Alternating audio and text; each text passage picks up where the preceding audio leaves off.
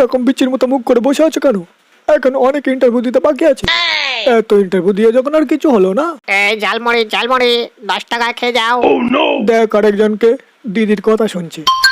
দেখছি। এই ঝালমুড়ি শোন, गजब बेइज्जती है। এই রোহিত, কাল নক হয়ে গেলে ডিজে লোক নেই নাকি তোর? নেই তাই কি, একদিন হবে। সেদিন থেকে ওয়ান ট্যাপ মারা শুরু। কি বলছিস তুই? তাছাড়া কি?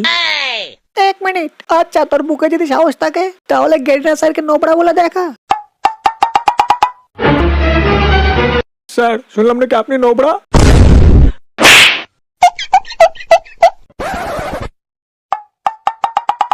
এই নোবরা কে বললো?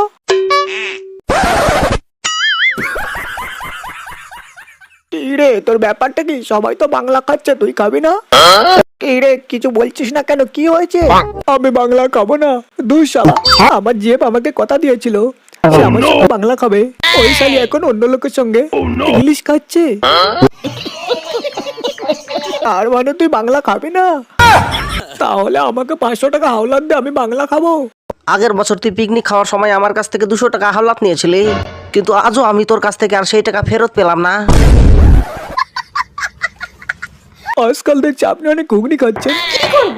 যখন থেকে তোমার মাটন ঘুগনি খাচ্ছি এমন নেশা হয়ে গেছে আর অন্য কিছু ভালোই লাগে না।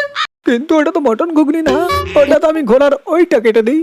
ওইটা হ্যাঁ, ওইটা।